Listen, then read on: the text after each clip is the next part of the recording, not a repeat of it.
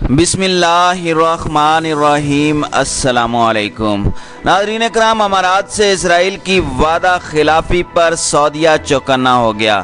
غرب اردن پر قبضے سے گریز اور امارات کے لیے امریکی F-35 طیاروں کی راہ میں رکاوٹ نہ بننے کا وعدہ نیتن یاہو کو اسرائیلی دفاعی اسٹیبلشمنٹ کے دباؤ پر توڑنا پڑا۔ اسرائیلی اخبارات کا دعویٰ، سعودیہ انکار کے بعد ٹرمپ خود میدان میں اتر آیا۔ اسرائیل اور واشنگٹن میں موجود یہودی لابی کے اعتراضات پر امریکہ نے UAE کو F-35 طیارے دینے سے انکار کر دیا۔ اسرائیل کو نہ تسلیم کرنے کی وجوہات منظر عام پر آ گئیں۔ اسرائیل کو تسلیم کرنے سے سعودی عرب امت مسلمہ کے قائدانہ کردار سے محروم ہو سکتا تھا۔ عرب اسرائیل محاذ ٹرمپ کے لیے نہایت اہم ہو گیا۔ امریکن یہودیوں نے مجوزہ انتخابات کی کامیابی اس سے مشروط کر دی۔ ویڈیو میں آگے بڑھنے سے قبل آپ دوستوں سے گزارش ہے کہ ویڈیو کو آخر تک ملاحظہ کریں تاکہ اسرائیل اور سعودی عرب کے درمیان بڑھتی کشیدگی سے آپ آگاہ ہو سکیں۔ ناظرین کرام، مسئلہ فلسطین حل ہونے تک اسرائیل کو تسلیم نہ کرنے کے سعودی اعلان سے امریکہ اور اسرائیل کے کئی عہدیداروں کو دھچکا پہنچا ہے، جو کچھ روز پہلے تک دعوے کر رہے تھے کہ بہت جلد سعودی عرب بھی اسرائیل کو تسلیم کر لے گا۔ سعودی عرب نے اسرائیل کو تسلیم نہ کرنے کا فیصلہ کیوں کیا، اس حوالے سے چند وجوہات سامنے آ چکی ہیں، جبکہ مزید آ رہی ہیں۔ ان وجوہات میں سر فہرست یہ ہے کہ متحدہ عرب امارات کے ساتھ کیے گئے وعدوں سے اسرائیلی حکومت مکر گئی ہے۔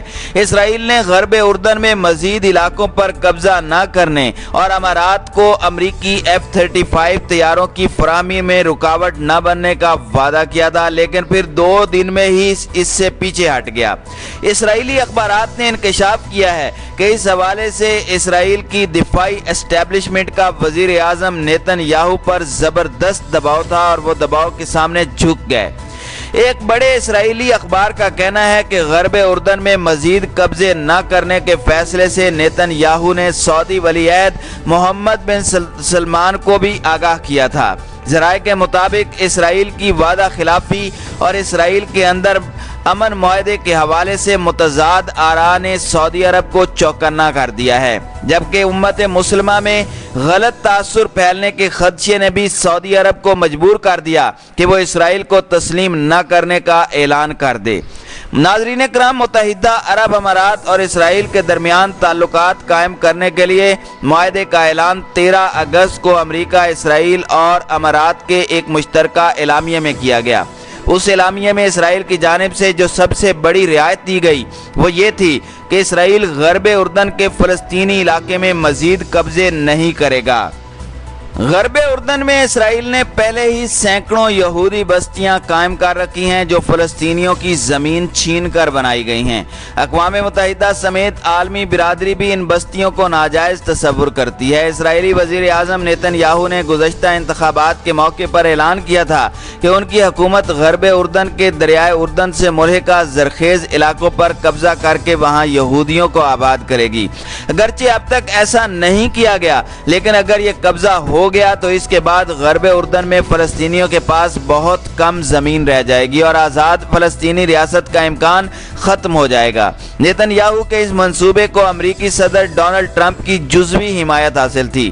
جزوی اس لیے کہ نیتن یاہو نے غرب اردن کے زیادہ بڑے علاقے پر قبضے کا منصوبہ بنا رکھا ہے، جبکہ ٹرمپ حکومت محدود علاقے پر قبضے کی حمایت کرتی ہے۔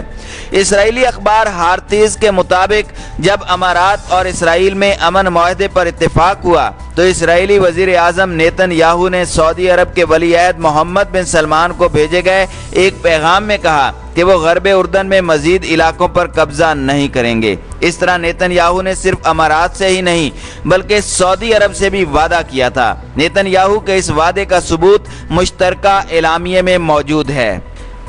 اسرائیل کے ہی ایک اور اخبار بدیوت آرونوت کے मुताबिक मुआहदे में एक खुफिया शिक भी मौजूद थी, जिसके तहत इसराइल ने वादा किया था कि वो मुत्तहिदा अरब अमारात को अमरीकी F-35 तैयारों की फरोख्त में रुकावट नहीं बनेगा। F-35 अमरीका का जदीद तरीन जंगी जहाज है जो मशरिक़ वुस्ता में सिर्फ इसराइल के पास है। मुत्तहिदा अरब अमारात कम अज़ कम 6 बरस से ये तैयारे अमरीका से खरीदने की कोशिश कर रहा है, लेकिन इसराइल और वाशिंगटन में मौजूद इसराइली लॉबी के एतराज़ात के बायस अमरीका ये तैयारे अमारात को फरोख्त करने के लिए तैयार नहीं हुआ। इसराइल का मौक़िफ़ था कि अगर F-35 अमारात को मिल गए तो खित्ते में इसराइल को हासिल बर्तरी ख़त्म हो जाएगी। मुत्तहिदा अरब अमारात के पास इस वक्त F-16 तैयारों की जदीद तरीन किस्म मौजूद है, लेकिन F-35 हर लिहाज से F-16 से आगे हैं। बिलखुसूस उसकी स्टेल्थ टेक्नोलॉजी उसे दुश्मन के इलाके में घुसने में सहूलत देती है। इसराइल की जानिब से मुत्तहिदा अरब अमारात को दी गई दोनों रियायतें मुआहदे के ऐलान के साथ 13 अगस्त को सामने आई। अगरचे ये कोई बहुत बड़ी रियायतें नहीं थी, ताहम इसराइल में इन पर शोर मच गया। बदिऊत, आहरानूत और दीगर इसराइली अखबारात के मुताबिक इसराइल के दिफाई हुक्काम का कहना था कि नेतन्याहू हुकूमत ने उन्हें पूरी तफसील बताए बगैर ही मुआहदा कर लिया है।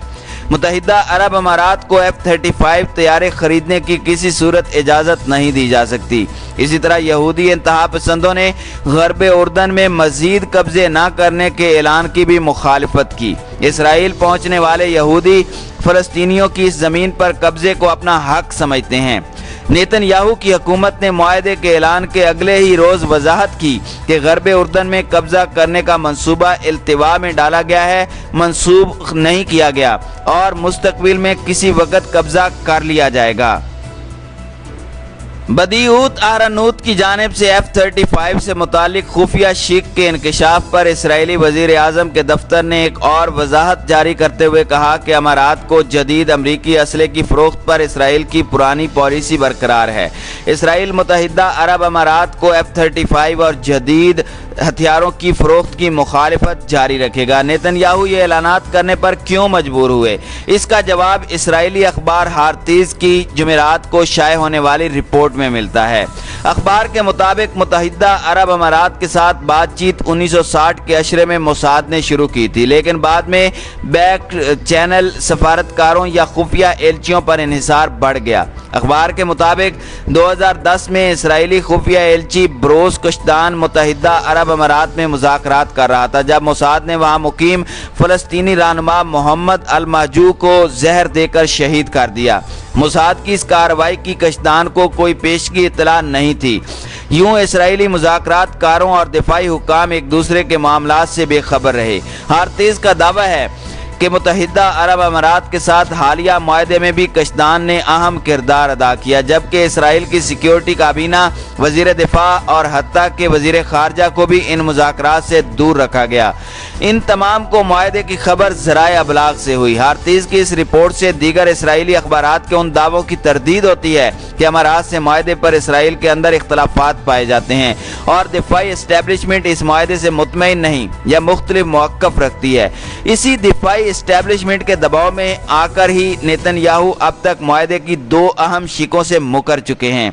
ज़राए के मुताबिक नेतन्याहू की इस कमज़ोरी ने ही सऊदी अरब और दीगर अरब ममालिक को मोहताज कर दिया है। इसराइली अखबारात के मुताबिक मुत्तहिदा अरब अमारात के ज़राए ने भी तस्दीक की है कि वली अहद मोहम्मद बिन जायद ने इसराइल से मुआहदे को F-35 पर सौदे से मशरूत किया था। अमरीकी अखबार न्यूयॉर्क टाइम्स ने इंकशाफ किया है कि F-35 की फ़रोख्त के लिए अमरीकी हुक्काम अमाराती ओहदेदारों को एक ब्रीफिंग भी दे चुके थे।